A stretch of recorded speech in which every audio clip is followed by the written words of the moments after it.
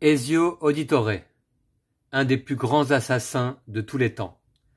C'est un grand honneur pour notre groupe d'assassins, encore inexpérimentés, de nous voir confier la mission de l'aider à affronter le Templier Cesare Borgia, alors qu'il tente de capturer un château au royaume de Navarre. Ezio s'apprêtant à se mesurer à son ennemi de longue date, nous avons pour mission de faire diversion. Grâce à nous, Ezio a pu s'introduire dans le château. Malheureusement, cela nous a coûté notre liberté. Nous voici maintenant prisonniers des geôles de la forteresse de Viana. Nous avons réussi à prévenir la confrérie grâce à un pigeon voyageur, et nous savons qu'un groupe d'apprentis assassins est en route pour nous délivrer. Une fois libérés, nous pourrons passer à la phase suivante du plan et aider Ezio. Salut, c'est Vincent. Première partie, donc, sur la chaîne de Assassin's Creed Brotherhood of Venice, l'adaptation du jeu de vidéo du même nom, par Thibaut Delatoine, chez Triton Noir. Et donc, je vais jouer en solo cette première partie, cette première mémoire. Tout scénario joué dans Assassin's Creed s'appelle une mémoire. Là, on va jouer la mémoire 0.1. Et il faut savoir que les 3 premières mémoires du jeu sont en fait des parties d'initiation au jeu où on va découvrir au fur et à mesure l'ensemble des règles. Alors, je vais jouer 2 apprentis assassins que j'ai sélectionnés d'ores et déjà et qui se trouvent ici sur ma droite. Alors, je les ai pris bien selon leur cara design en fait. Cela me plaise bien. J'avais envie de jouer Alessandra, apprenti assassin, ici. Voilà, donc plutôt assez stylé. Et sa figurine, donc, se trouve là. Voici. Voilà. Et puis, j'avais envie de jouer, eh bien, Bastiano. Bastiano, qui est ici, qui porte un couteau, et dont voici la figurine. Alors, chacun de ces assassins, de ces apprentis, dispose d'un plateau joueur. Sur les plateaux joueurs, eh bien, j'ai disposé 3 cubes de vie pour chacun et chacune, et 3 cubes d'action, ouais. Les cubes de vie en rouge, les cubes d'action en blanc ou translucide. Voilà, donc on a des jolis plateaux joueurs. Chacun de ces assassins dispose des 4 cartes équipements disponibles pour cette mémoire, qui sont en fait 4 parachutes, et on dispose les 4 parachutes sur les assassins en jeu.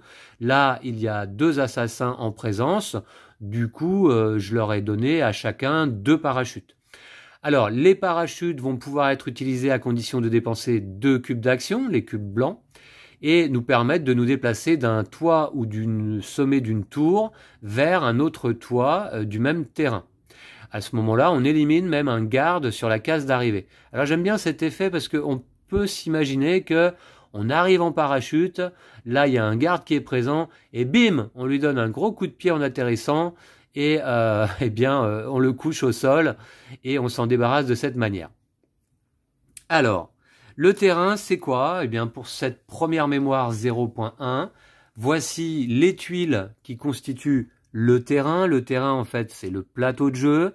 Donc, nos 2 apprentis assassins vont démarrer sur cette tuile de rue, ici, juste devant moi. Il y a d'ailleurs ici, comment ça s'appelle déjà? Une station de voyage rapide qui va nous permettre de quitter le terrain une fois que nos objectifs seront accomplis. Donc on a 1, 2, 3, 4 tuiles de rue, ainsi que 1, 2, 3 tuiles de toit, et enfin 1, 2, 3 et 4 tuiles d'intérieur, des pièces intérieures. Sur ces tuiles, eh bien, on retrouve également 3 arbalétriers qui sont autant de gardes. Alors voici donc leur standy. Tous identiques, les arbalétriers. Il y en a un posé sur ce toit, un autre posé ici dans cette pièce, et un autre ici. On va devoir accomplir 4 objectifs dans cette partie. Les pions d'objectifs, les voici. Pour accomplir un objectif, il faut se rendre sur la tuile en question et dépenser là pour ces objectifs, eh bien, un cube d'action. Et à ce moment-là, l'objectif est accompli. Donc l'objectif, c'est de, comment dire, de libérer nos 4 partenaires assassins qui sont retenus actuellement prisonniers ici, ici, ici et ici. On voit également que on a des tuiles objectifs justement pour chaque objectif. Bah, voici, donc il faudra que je me rappelle qu'à chaque fois qu'un garde arbalétrier ou autre entre sur une tuile contenant un socle d'objectifs comme celui-ci, eh bien il doit obligatoirement être placé sur un des 3 cercles qui apparaissent sur le socle. Voici, donc je me suis fait une aide de jeu pour ce Brotherhood of Venice. C'était pas simple, j'y ai passé beaucoup de temps, car en effet, j'ai trouvé que la règle n'était pas forcément très claire par moment. Et en même temps, il n'est pas forcément nécessaire de lire l'ensemble du livret de règles quand on commence ce jeu. J'ai l'impression que le jeu va nous prendre par la main et nous faire découvrir progressivement l'ensemble des règles au fur et à mesure. Et donc tout ça devrait plutôt bien se dérouler. J'espère une partie pas trop laborieuse aujourd'hui pour cette première mémoire. On va voir comment ça va se dérouler, j'espère au mieux. L'état d'alerte symbolisé par ce jeton, actuellement en début de partie, est du côté vert. Et attention à ne pas déclencher l'alerte auprès des gardes. Dans ce cas, on retournerait le jeton et c'est évidemment pas très bon. Donc là, tant que l'état d'alerte est du côté vert, eh bien les gardes ne se méfient pas, ils n'ont pas connaissance de notre présence sur le terrain et on peut se déplacer plus librement en fait. Alors du coup, la mise en place est bien terminée. Là, les petits pions ici orange, c'est des pions rappel. Oui, c'est pour nous rappeler certaines règles. Là, en l'occurrence, ça permet de nous rappeler que si un assassin se rend sur une tuile où se trouve un garde, eh bien, il déclenche immédiatement un test de détection de la part du garde. Et on voit à ce moment-là si le garde a vu l'assassin ou ne l'a pas vu. Donc c'est un jeu qui va jouer pas mal sur la furtivité, tout comme le jeu vidéo.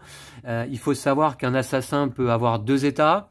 Soit il est incognito, comme ça, soit il est recherché. Recherché, simplement, eh bien, on lui ajoute une base rouge. C'est un socle ici en caoutchouc rouge. Cet assassin-là est recherché. Mais sans le socle, sans la base rouge, eh bien, l'assassin est incognito pour le moment. Et on a tout intérêt, bien évidemment, là aussi, à rester incognito tant que possible. Donc, objectif pour cette partie, se rendre sur les 4 points d'objectif, libérer nos partenaires, et puis revenir ici à la station de voyage rapide, quitter le terrain, et à ce moment-là, on en terminera avec cette première mémoire. Il y a 5 cartes d'événements qui viennent avec cette première mémoire. J'ai mélangé déjà le paquet, mais je vais le refaire. Et puis, bah, écoutez, là, pour ce premier scénario, en fait, on n'utilise pas l'ensemble des règles. Donc, on va découvrir ça progressivement. Je vais filmer quelques parties pour la chaîne. Est-ce que je vais être en mesure de filmer la campagne complète? Bah, ça va dépendre de plusieurs critères.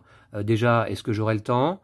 Est-ce que le jeu va me plaire suffisamment pour que j'y consacre autant de temps en vidéo?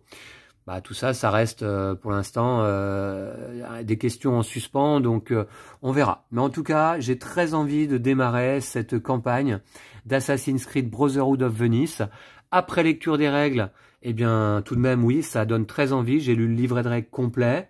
Mais maintenant, eh bien, on a le livret de campagne à gérer. Donc, je l'ai ouvert, évidemment, sur les premières pages, la mémoire 0.1, et on joue le scénario prisonnier. Qu'est-ce que je peux vous dire encore? Oui, pour chaque mémoire, on a un objectif obligatoire. Donc là, celui-ci, c'est donc ouvrir la porte de chacune des 4 cellules qui retiennent prisonniers les assassins en dépensant donc un cube d'action sur chacune de ces cases. Et pour chaque mémoire, on a aussi un ou plusieurs objectifs synchro 100%, qui sont facultatifs, mais qu'on a certainement tout intérêt à réussir aussi, notamment pour notre plaisir. Alors, le synchro 100% de cette mémoire s'appelle témoin oculaire. Pour l'obtenir, il faut terminer ce scénario avec au maximum un apprenti assassin devenu recherché après un test de détection. Alors, d'autant plus que là, sur cette mémoire, on a une règle spécifique.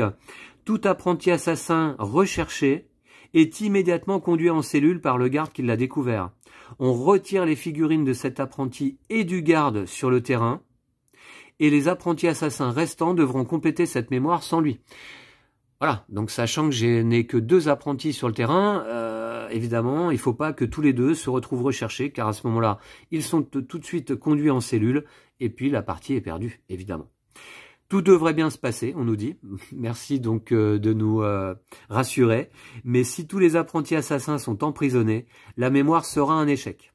Remettez alors en place le terrain, récupérez vos parachutes et rejouez-la.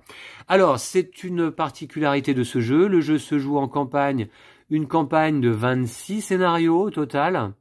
Et chaque scénario, ou mémoire donc, va se jouer une fois ou 2 fois. Une fois si on le réussit du premier coup, et 2 fois maximum, parce que si jamais on échoue 2 fois une mémoire, eh bien, on a tout de même le droit de continuer.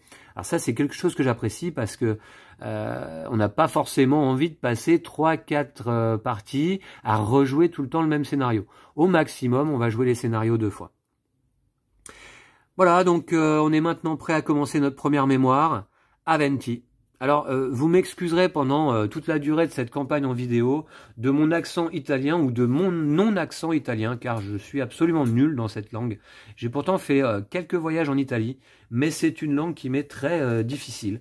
Voilà, donc d'ailleurs, Ezio Auditore, un des plus grands assassins de tous les temps, se prononce plutôt Ezio ou Ezio Auditore.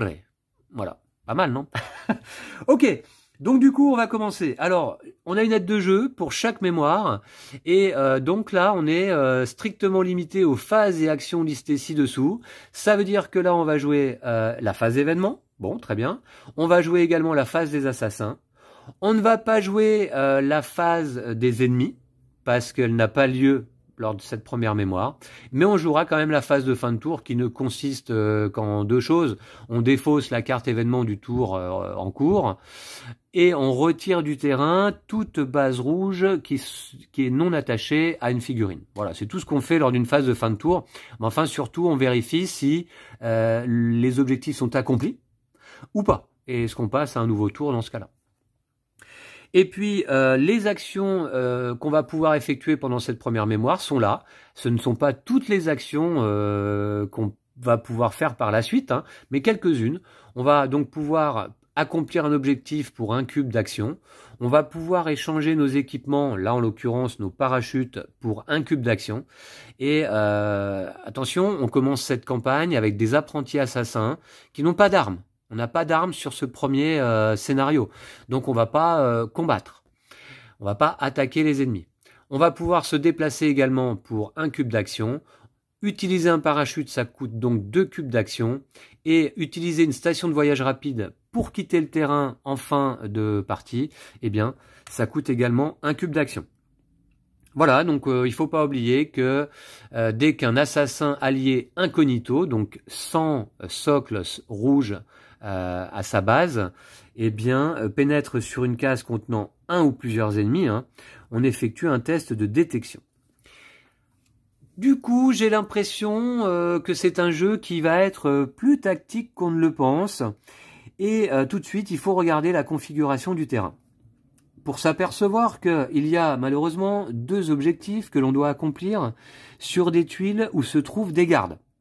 Et si on pénètre sur ces tuiles, donc, eh bien, on va faire un test de détection en lançant ce type de dés. Autant de dés rouges que de gardes présents. Or, il faut savoir qu'on deviendrait recherché et donc l'assassin serait retiré de la partie pour cette première mémoire si jamais on obtient ce type de face, un œil, et on a 2. Et puis c'est tout. Donc il y a quand même une chance sur 3 de devenir recherché. Attention, si jamais l'état d'alerte était côté rouge, alors à ce moment-là, on deviendrait en plus recherché si on obtient ce type de face. C'est-à-dire si l'état d'alerte est déclenché, eh bien à ce moment-là, on résout l'œil. Donc à ce moment-là, ça ferait 2 faces supplémentaires.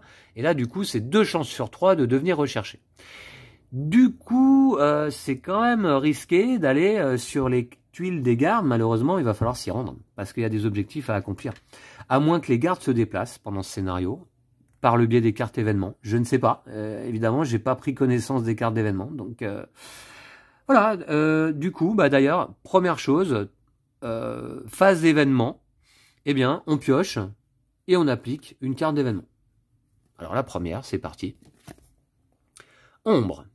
Alors on a du beau matériel. Oui, le jeu coûte un certain prix, on est à entre 115 et 120 euros. Mais franchement, quand j'ai eu rangé le matériel dans la boîte et quand j'ai eu feuilleté un petit peu, et évidemment sans me spoiler moi-même, le livret de campagne, je me suis dit qu'il y avait un énorme boulot derrière ce jeu et je pense que le prix est justifié. On va voir, j'espère que cette campagne va être narrative, évolutive, surprenante et qu'elle va nous faire vivre une grande aventure. On est dans la Venise de la Renaissance, hein, évidemment. Et puis, écoutez, on commence tout de suite. Première carte d'événement, ombre. Pendant ce tour, ignorez le premier test de détection. Ah, c'est intéressant. Mais est-ce que je vais avoir l'opportunité de me déplacer d'ores et déjà sur une tuile de garde pour ignorer un test de détection? C'est pas sûr. Ce que je vais faire, il faut savoir qu'on est libre dans nos mouvements. C'est-à-dire que là, Alessandra et Bastiano vont jouer totalement librement leur cube d'action. Alessandra peut jouer un cube, puis Bastiano 2 des siens, Alexandra rejouer à nouveau un cube, Bastiano son dernier cube, etc. C'est très libre. Aucune action dans ce jeu ne se déroule en diagonale. Tout se passe, donc orthogonalement, que ce soit les déplacements ou les attaques. Donc, monter sur un toit, là a priori, c'est pas un souci. Je vais peut-être... alors, j'ignore. Donc là, 1, 2, 3, bim. Ouais, remarquez. Je vais aller par là, je pense. Allez, j'y vais. Je vais faire ça. Donc, je vais jouer Alessandra, qui va être, chef de groupe, je pense. Parce que j'aime beaucoup son chara-design, son personnage. Voilà. Alors, Alessandra, eh bien, écoutez, hein, je dépense un de ces cubes d'action, je le mets sur le côté, et je me déplace donc ici, sur la tuile adjacente. Alors, pour se déplacer, on se déplace sur une case proche. C'est quoi une case proche dans ce jeu? Eh bien, c'est soit sa propre case, en fait, hein, soit une case adjacente, donc orthogonalement. Deuxième cube, pour me déplacer ici. Et puis, troisième cube, pour me déplacer ici. Voilà. Alors, donc là, en tant qu'assassin, je suis pas forcé de me placer moi sur le socle objectif. Et le premier test de détection, remarquez, du coup, je perds du temps là, parce que non, ça va être pas mal. Ça va être pas mal. Je fais comme ça. Premier test de détection du tour est ignoré, donc j'ignore le test de détection qui devrait avoir lieu car j'ai pénétré sur une tuile de 7 arbalétriers. Ok, attention, Alessandra a dépensé d'ores et déjà tous ses cubes d'action, ses 3 cubes. Bastiano, lui, va jouer à son tour. Hein. Alors j'aurais pu mixer leur action, mais là je vais le faire comme ça. Bastiano va dépenser un cube pour aller ici. Et là, il va dépenser 2 cubes pour utiliser un de ses parachutes. Malheureusement, lorsqu'on utilise un parachute, on doit défausser la carte. Alors, 2 cubes, ça y est, c'est fait. Pour, si je suis sur un toit, et là c'est le cas, me déplacer sur un autre toit de ce terrain. Et j'élimine un garde sur la case d'arrivée. Je couche sa figurine avant tout test de détection. Ok, donc cette carte est défaussée. Et Bastiano va s'envoler. Hop, jusqu'ici, et en arrivant, boum, tac, il couche le garde. En fait, du coup, le garde là... Ah bah attendez, vous n'avez pas vu les effets spéciaux de l'arrivée de Bastiano qui est arrivé sur sa tuile. Voilà, donc il a fait comme ça. Et bim! Hop, il a couché le garde. Et ce garde, désormais, c'est comme un corps qu'on appelle dans ce jeu. Et on verra certainement dans les futurs scénarios qu'on peut cacher également les corps. Car s'il y a des gardes qui arrivent sur une tuile où il y a un corps de leur faction, et bien évidemment, l'état d'alerte peut être déclenché. Il y a dans ce cas un test de détection également. Voilà, donc Bastiano a dépensé ses 3 cubes. Il est à proximité de cette tuile. Alors, pourquoi je passe par là? Parce que, je ne sais pas si vous avez bien vu, mais il y a des murs sur certaines tuiles d'intérieur. Cette tuile, on ne peut y pénétrer que par là, comme ça. Parce que là, des 3 autres côtés, vous voyez, il y a des bandes noires assez épaisses, là, sur les pourtours de la tuile, et on ne peut pas passer, bien sûr, à travers un mur. Là, celle-ci, eh bien, il y a des bandes noires aussi sur 3 côtés, et on ne pourra pénétrer qu'ici. Et là, pour aller sur cet objectif, il faudra que je fasse le tour par là. Voilà. Et là, il y a des murs également sur les bords extérieurs de la tuile. Voilà. Mais écoutez, est-ce que ce serait pas déjà la fin de la phase d'action et quasiment la fin de ce premier tour? J'ai l'impression. Hein. Vous verrez, hein, je pense que là, vraiment, les tout premières mémoires, c'est vraiment l'apprentissage du jeu. Je pense que cette partie va pas durer extrêmement longtemps, hein, a priori. Hein. On va voir ça. Mais écoutez, ça me paraît pas mal. Hein. Ça me paraît pas mal. Donc maintenant, phase de fin de tour. Je défausse la carte événement du tour en cours. Je vais la mettre là, tiens, à gauche. Ça, c'est défaussé également. Je vais le mettre aussi là-bas. Et puis, je devrais retirer toute base rouge, socle rouge sur le plateau. Il n'y en a pas. Donc, nouvelle phase d'événement. Alors, première chose qu'on fait, au début d'une phase d'événement, on récupère nos 3 cubes d'action. En fait, vous voyez, on a 3 cubes d'action, 3 emplacements, puis on a un emplacement supplémentaire ici. Bah oui, en effet, on va pouvoir plus tard économiser un cube pour pouvoir l'utiliser les prochains tours.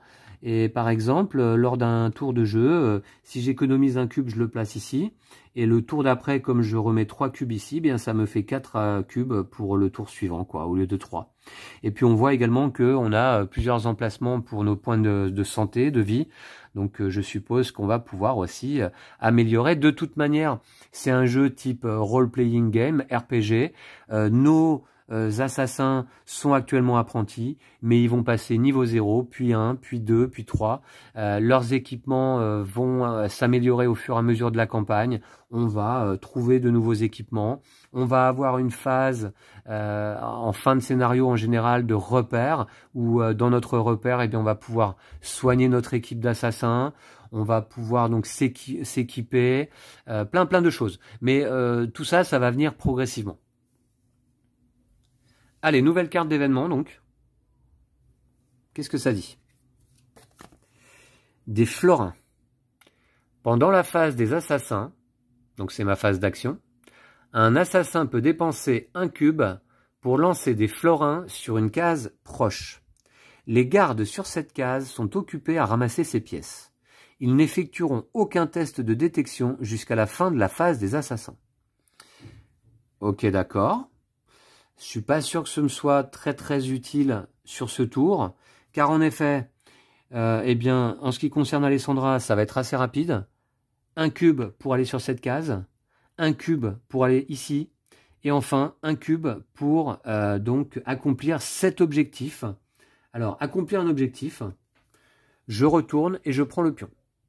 Et au dos, on a de la montée d'XP. Donc là, a priori, hein, si j'ai bien retenu les règles, ça c'est gain de 2 XP à la fin de la partie. Donc je le pose ici. Et puis, c'est tout. C'est tout. Alors attention, il y a quand même des restrictions. Hein. Quand on accomplit un objectif, si on est incognito, il n'y a pas de restriction en l'occurrence, il n'y a pas de condition particulière.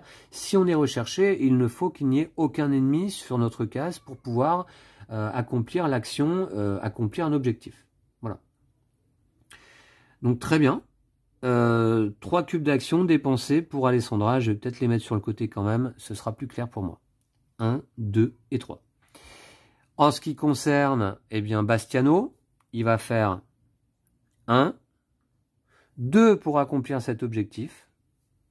Je le retourne, c'est également 2 XP. Je suppose que tous les objectifs qui nécessitent un cube d'action, eh bien, ce sont 2 XP remportés. Parce qu'il faut savoir également qu'il y a des objectifs plus tard hein, qui coûtent plus que un cube d'action pour être accompli. Voilà donc un deuxième prisonnier, une deuxième cellule ouverte hein, et qui permet à un deuxième prisonnier, un de nos partenaires, de rejoindre l'équipe. Donc j'ai dépensé deux cubes pour Bastiano. 1, 2. Et le troisième cube, eh bien, je vais revenir. Je vais revenir ici. Voilà. Alors, le problème désormais, ouais, on va voir. Ok, mais écoutez, fin de la phase des assassins. Et donc pas de phase des ennemis, donc. Et du coup, phase de fin de tour, bah, je défausse simplement la carte d'événement. Nouveau tour. Ah oui, tout de même, oui, j'avais bien pris conscience que cette partie serait certainement assez courte et assez simple dans ses actions, mais à ce point-là, je ne pensais pas. Écoutez, c'est très bien. Je veux quand même pas faire de bêtises. Donc, je regarde quand même quelque chose. Oui, non, écoutez, on est bien là, on est bien. Ok. Donc, nouvelle carte événement. Nuit noire. Pendant ce tour, une fois maximum, lors d'un test de détection, vous pouvez ignorer et relancer tous les dés rouges présentant le motif œil, dont le résultat, enfin tous les dés de détection en fait, tous les dés rouges c'est les dés de détection, dont le résultat est œil, ou œil et état d'alerte rouge. Donc, ouais, très bien. Ça peut être utile. On va voir. 1, 2, 3. On va peut-être le tenter à ce tour-là. On va voir. Ce que je peux faire... Alors, déjà, hop, je récupère mes cubes. Et oui, il ne faut pas oublier les mécaniques de jeu. Hein. Voici, c'est fait. Je peux peut-être rapprocher, tiens, mes plateaux assassins, après tout, parce que je sais que je ne vais pas récupérer d'équipement. Hein. Bien sûr, vous voyez que en fait, sur les côtés des plateaux, on a de quoi poser. Alors en fait, ici, là, déjà, on peut poser, plus tard, hein, ça c'est plus tard, une lame secrète. Ici, une arme de corps à corps. Ici, une arme à distance. Là, on a notre inventaire qui, en fait, dispose de 5 emplacements. Et puis, alors je ne sais plus exactement qu'est-ce qu'on va poser sur les côtés. Là, c'est des évolutions, des améliorations, je crois, de nos assassins. Et ici, en dessous, eh bien, c'est un emplacement pour notre armure. Notre armure, en fait, nous rajoute des cubes de vie. Voilà, c'est ça l'idée. Très bien. Donc là...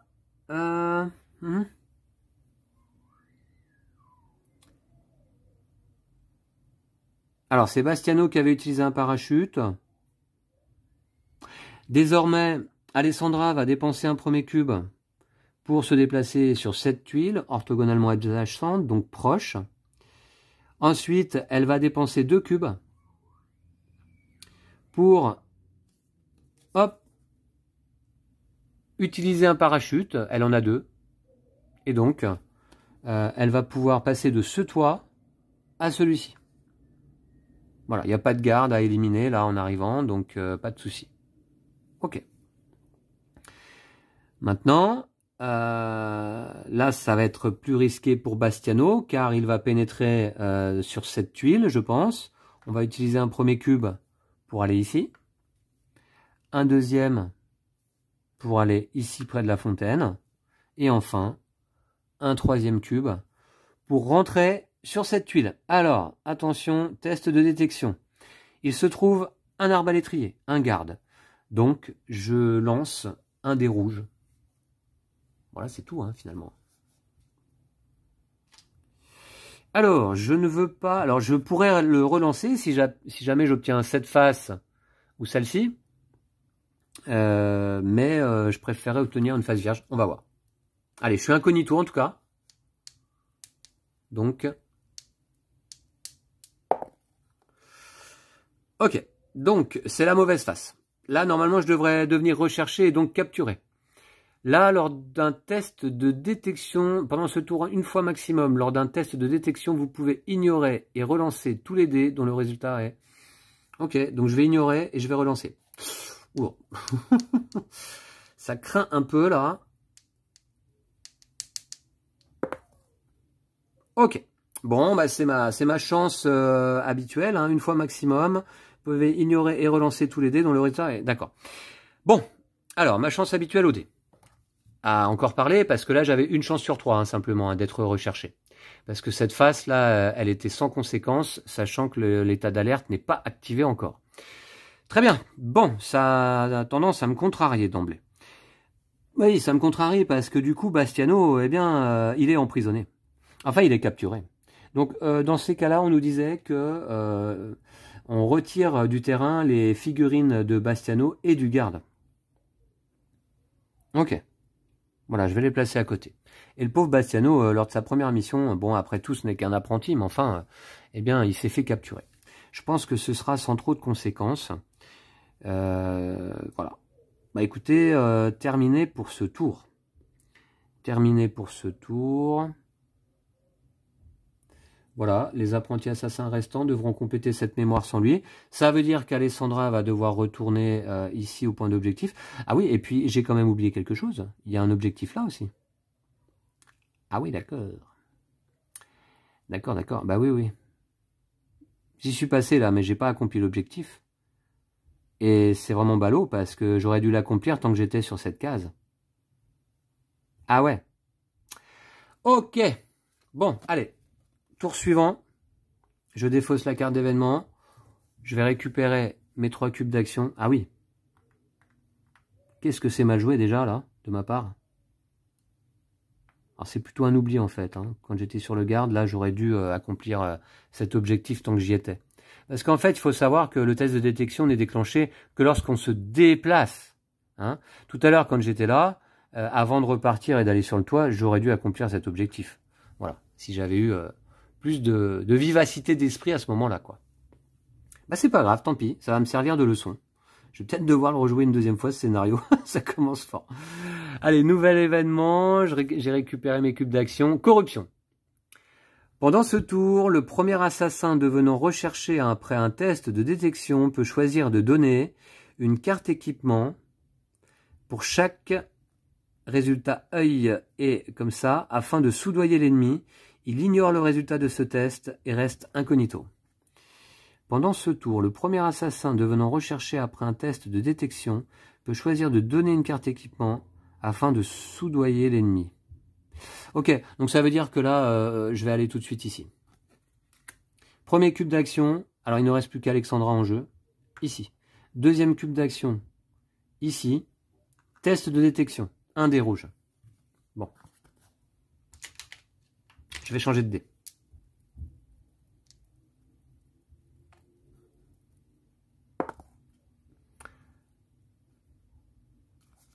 Sans commentaire. Donc je vais donner une carte d'équipement pour soudoyer l'ennemi. Et j'ignore le résultat de ce test, je reste incognito. Je donne mon deuxième et dernier parachute, en ce qui concerne Alessandra. Donc j'ai fait combien? 1, 2, 3. Alors 3, je reste incognito. C'est ça l'histoire? Ignore le résultat de ce test et reste incognito. Je suis incognito, je peux donc accomplir l'objectif qui est ici pour mon dernier cube d'action. Voilà. Et donc 2 XP également, j'imagine. Très bien. Bon, ça se passe plutôt pas mal. Hein. Phase de fin de tour, je défausse la carte événement. Et nouveau tour. Je récupère mes cubes d'action. Voilà. Et je pioche une carte d'événement. Alors c'est parti. Tu n'as rien à faire ici. Pendant ce tour, tout test de détection sur un toit s'effectue comme si l'état d'alerte était rouge, sauf pour l'assassin Bastiano. Bastiano, il n'est plus en jeu, donc il est capturé. Donc là, ça va être sans effet.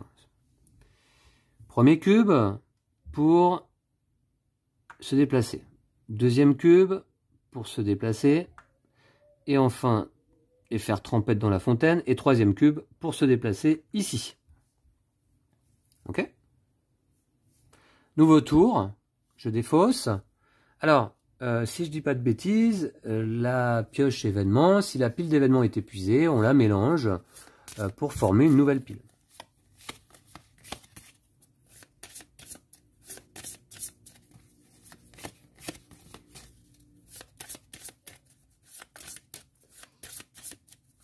Ah bah oui, hein, qu'est-ce que vous voulez, hein, quand on est apprenti, on apprend.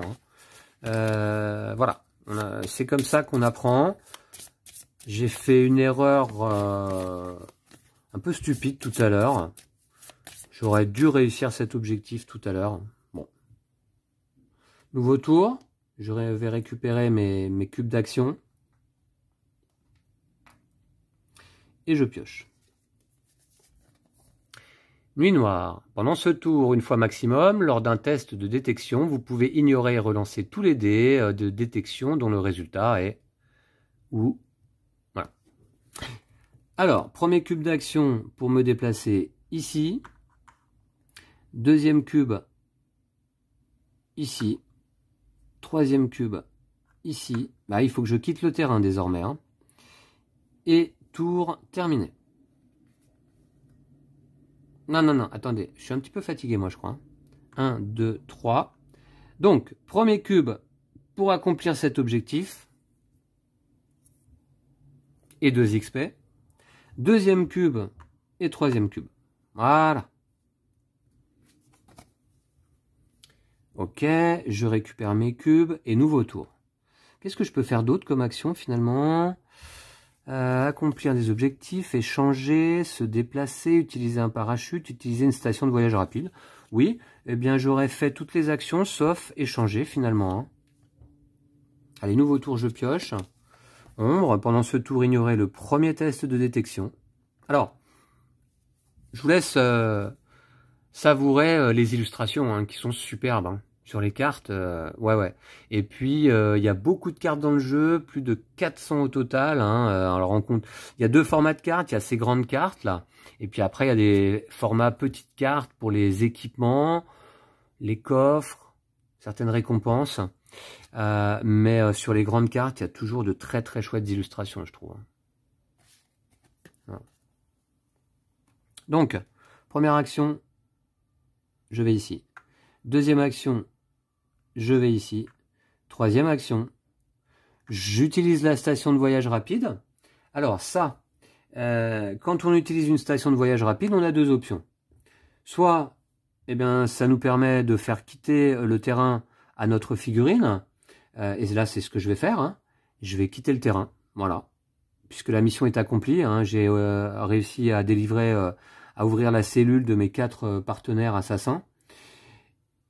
Soit on revient en jeu en fait sur une autre station de voyage rapide du terrain, parce que là il n'y en a qu'une sur le terrain, mais il pourrait y en avoir plusieurs, et c'est finalement des points de téléportation un petit peu, comme on peut trouver aussi dans les jeux vidéo bien entendu.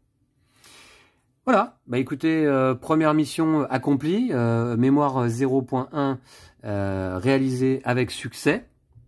Avec succès, oui, parce que, vous voyez, les conditions de succès dans ce jeu, tous les objectifs sont accomplis et un ou plusieurs assassins a quitté le terrain grâce à une station de voyage rapide et il ne reste aucun assassin sur le terrain. C'est le cas. Voilà. Et on pourrait perdre, si tous les assassins ont été éliminés, là dans cette première mémoire, si tous les assassins avaient été capturés, ou si une condition d'échec de la mémoire s'est réalisée, là il n'y avait pas de condition d'échec particulière, bah si c'est ça justement, se faire capturer hein, éventuellement, ou on n'a plus assez de figurines au moment de placer les gardes. Ouais. Bah oui, parce qu'il faut savoir que lors des futures parties, on va avoir la phase des ennemis. Et la phase des ennemis, eh bien, il y a des ennemis qui vont faire leur apparition, en plus de ceux déjà présents sur le terrain. Ok? Eh bien, du coup, il me reste à tourner la page. Alors ça, c'est quand même bien fait. Le livret de campagne, il est très chouette. Hein. Ah ouais, il est super. On l'avait déjà feuilleté un petit peu là sur le unboxing. Hein. Je vous avais montré un petit peu voilà, quelques détails de ce livret de campagne. Mais ouais, ça fait très envie. Voilà, vous voyez, je tourne la page, on a une superbe illustration. Chaque mémoire, en fait, bien se présente, j'ai l'impression, sous la forme de 2 pages. Je vais coucher là, enfin, je vais enlever la station de voyage rapide parce que ça va me gêner.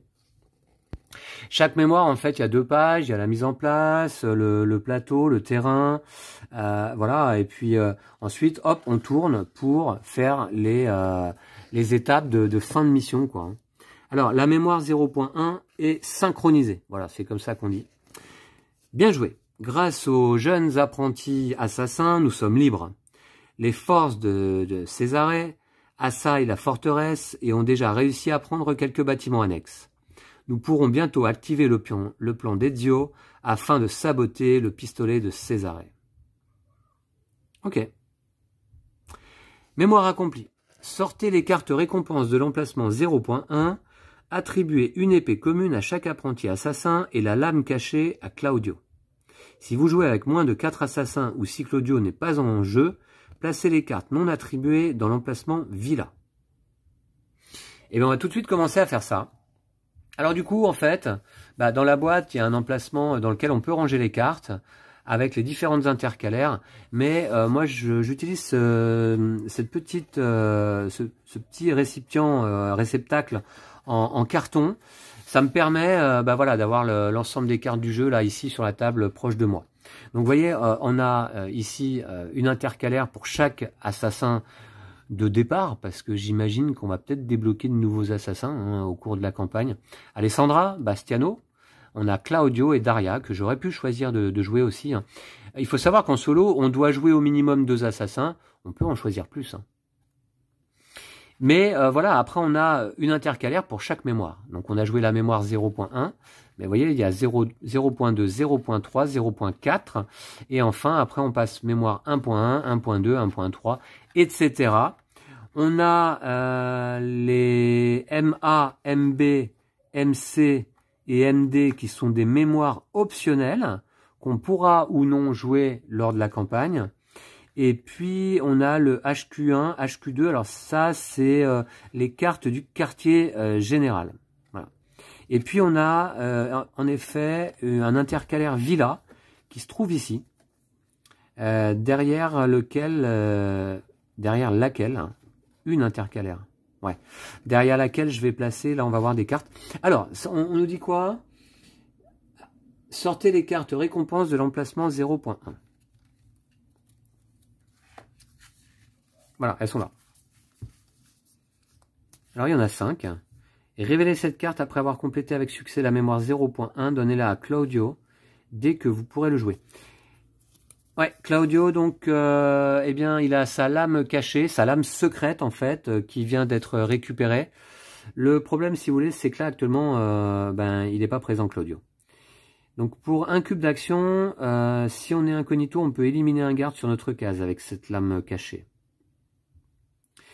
Attention, ça veut dire que on doit retirer la carte de la partie, il me semble bien. Une fois... Attendez, j'essaye de retrouver ma règle. Ouais, je crois qu'il faut retirer la carte de la partie. On peut l'utiliser qu'une fois, peut-être. Ouais. Et puis sinon, on a une épée commune. Alors, attribuer une épée commune à chaque apprenti assassin. Donc, eh bien... Bastiano va récupérer une épée commune. Alors, c'est une arme au corps à corps, évidemment. Pour un cube d'action, elle permet de lancer 2 dés assassins, car en plus des dés rouges de détection, on a les dés assassins qui vont nous servir lors des combats. Et puis, on a également les dés des ennemis, hein, qui vont, eux, riposter quand on les attaque, la plupart du temps. Voilà. Alors, je ne vous ai pas montré, c'est vrai, tout à l'heure, mais j'ai ma petite réserve ici, 2 dés, 2 cubes rouges, 2 cubes blancs, 2 bases rouges, et puis quelques pions pour le jeu. Alors, épée commune, il va falloir que je lise la règle numéro 16, le point de règle 16.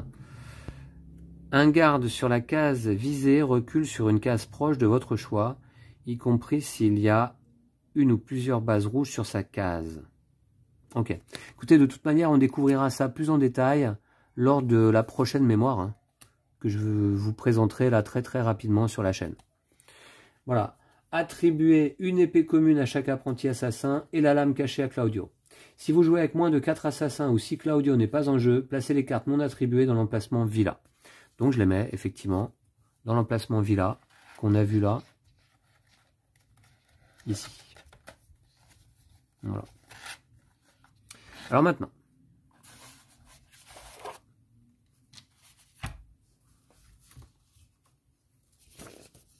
journal des mémoires. Apprenez à faire le suivi de votre progression et à compter l'expérience accumulée par vos assassins dans le journal des mémoires. Lisez le point de règle 35. D'accord. Alors j'ai imprimé hein, le journal des mémoires de manière à pas écrire sur le livre de campagne. Parce que le journal des mémoires, en fait, il y en a 3 imprimés à la fin du livre de campagne. Voilà. Alors sur le journal des mémoires, on va pouvoir noter la progression de notre expérience accumulée hein, tout au long de la campagne. On voit qu'on peut atteindre éventuellement 175 points d'expérience. Et on a des autocollants qu'on va pouvoir coller sur chacune des mémoires en fonction de notre réussite. Là, on est sur la mémoire 0.1. Tentative, eh bien une, je vais pouvoir cocher. Mais je vous disais, je l'ai imprimé ici.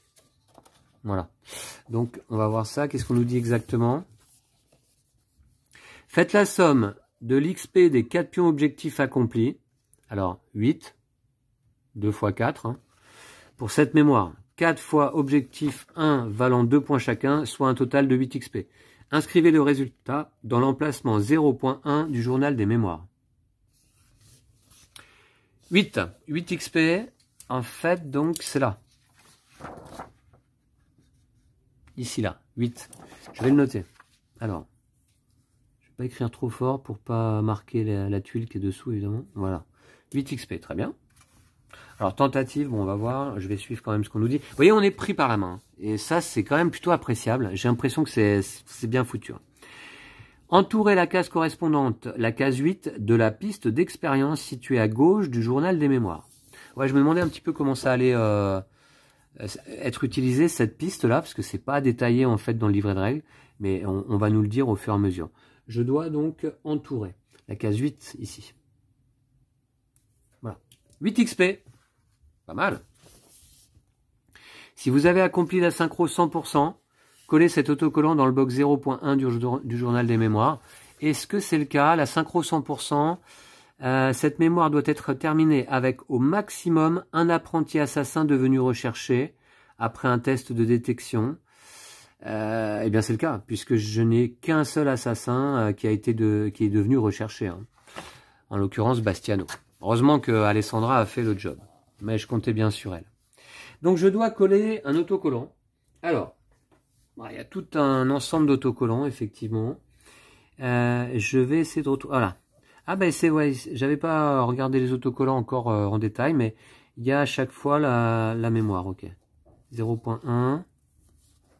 0.1. Ok, d'accord. Il y a 3 planches d'autocollants. Et il y a de quoi jouer les mémoires 3 fois. La campagne complète 3 fois. Ce qui est déjà pas mal. Hein. Sachant que chaque campagne, c'est entre 26 et 52 parties. Hein. Allez, je vais coller cet autocollant, donc ici. Voilà. Et en fait, il me semble bien que cet emplacement, je peux y coller aussi l'autocollant. Pourquoi? Parce que ça... c'est quand on a fini de lire le livret de règles complet. Et ça a été mon cas. Ça nous est dit à la fin du livret de règles. Alors, je ne l'avais pas fait jusqu'à présent. Je vais peut-être le faire juste après. Voilà. Donc, très bien. Tentative 1. Je peux cocher. Je ne vais pas faire d'erreur. Hein. Voilà. Et enfin... Dans cet exemple, les joueurs ont terminé la mémoire 0.1 dès la première tentative et ils ont gagné 8 XP. Par contre, ils n'ont pas réussi à obtenir la synchro 100%. L'autocollant n'a pas été collé. Alors, Comment est-ce qu'on n'arrive pas à obtenir la synchro 100%? Ah oui, si on joue à plus que 2 finalement, si on joue avec, admettons, 4 assassins, qu'il y en a 2 qui sont capturés, eh bien évidemment, on n'a pas la 100%. Maintenant que les apprentis assassins ont accompli leurs objectifs, vous allez contrôler les assassins. Choisissez votre assassin, lisez le point 12. Ah, on va aller voir ça ensemble. Hein. Lisez le point 12, le livret de règles, hein, avec une magnifique illustration là. Le point 12. Alors oui, c'est un livret de règles particulier, il n'y a pas de pagination. Tout est séparé en points de règles, classés numériquement, évidemment. Choisir un assassin. Une fois votre première mémoire terminée, retournez les cartes des apprentis assassins pour découvrir vos assassins. Si vous avez joué avec moins de 4 apprentis assassins, sortez également les cartes des assassins restants dans les emplacements Alessandra, Bastiano, Claudio et Daria. Chaque joueur choisit une ou plus cartes assassins, ainsi que la figurine correspondante. Chaque assassin dispose d'une capacité spéciale mentionnée sous son illustration. Placez votre carte d'assassin côté niveau 0 sur votre plateau d'assassin. D'accord. Alors oui, vous voyez, on parle d'une extension là. Et effectivement, je suis allé voir sur le site de Triton Noir, il y a 2 extensions, je crois au moins, disponibles pour ce jeu. Alors bon, moi je vais pas me les procurer là. Hein, je vais jouer cette campagne, ça me semble déjà pas mal. Et effectivement aussi, on a des éléments en 3 dimensions que l'on peut acheter sur le site du Triton Noir. Notamment cette grande tour hein, en plastique en 3 dimensions. Ça doit avoir de la gueule, j'imagine, sur la table si on le met en place. Alors, du coup, bon, écoutez, je vais sortir